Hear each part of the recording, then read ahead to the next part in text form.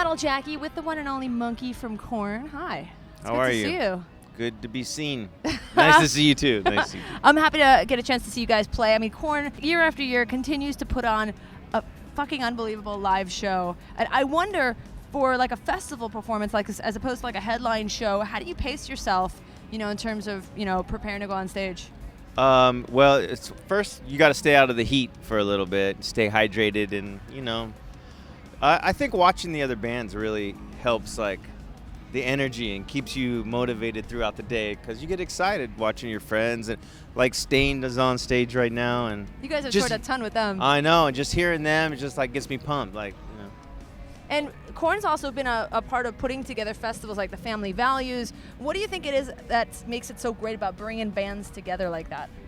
For an event like this, to me, it's you get to see a lot of different. As a fan, you get to see a lot of different bands that you wouldn't normally go see. And I think it brings a lot of people that wouldn't normally be in the same room together, together. And you all have that one common thread of music that brings people together. What would you tell a concert goer how to survive a full day of rock like this for a festival like this?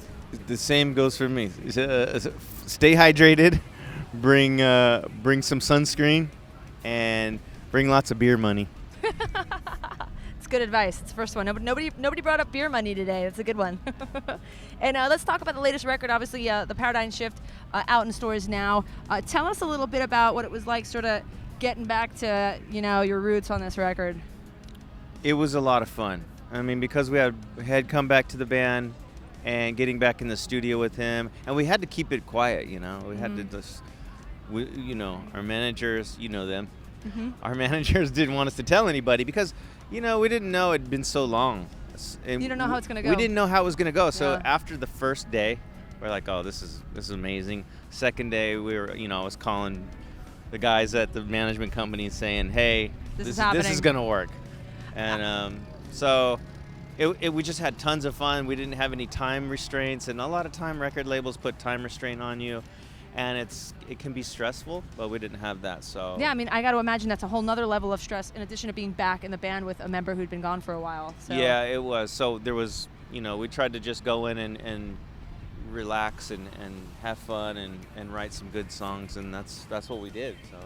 And I remember being at the Sacramento show, which I think was one of the first few again that you guys. It was last year, having him back and playing live, and I feel like everyone at that place felt something, like it felt like Korn was back.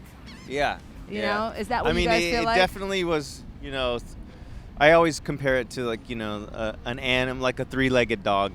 I mean, you can get around a little bit, and we did for a long time, but having him back, it just feels like we're all on all cylinders again, and you can feel it every night. It's like that magic is back, so. That's great. I'm so excited to see you guys play tonight. Let's talk a little bit more about the Paradigm Shift. I want to talk about the songs like Never Never. What could you tell us about the tune? The song Never Never actually started out as something Jonathan was working on his bus, and again felt like, well, maybe this didn't really fit into what we were trying to do, and maybe that's why we felt like, well, let's take a gamble here, because it does have a bit of a powery ballad sort of. It's a bit slower. It has a more melodic feel to it. I don't know. It's kind of nice. And in the context of the record, it feels good because there's so many up-tempo songs. And when you come to that song, it kind of feels like it's a nice kind of fresh breath that you get to come up for. And then, but yeah, that song just kind of evolved into something much better than it started out. And everybody got to contribute and, put their twist on everything. And, I think people don't realize how much compromise you have to be willing to, be willing for. It's just to be in a band, it takes a lot. And it's fun though, but everybody can walk away completely happy with the finished product. And tell us a little bit about Spike in My Veins.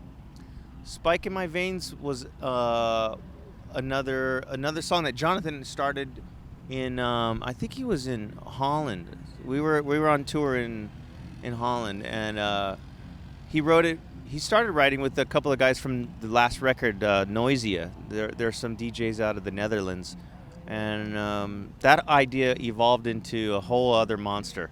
So we kept some of the electronics they wrote, and we rewrote some of the verse parts and the chorus parts, and got to re-record everything, of course with Brian on everything, and it became a Korn song, and so. Well, like I said, excited to see you guys play again tonight, and Korn are back. What can I say? Thank you so much for taking the time. I appreciate it. Thanks.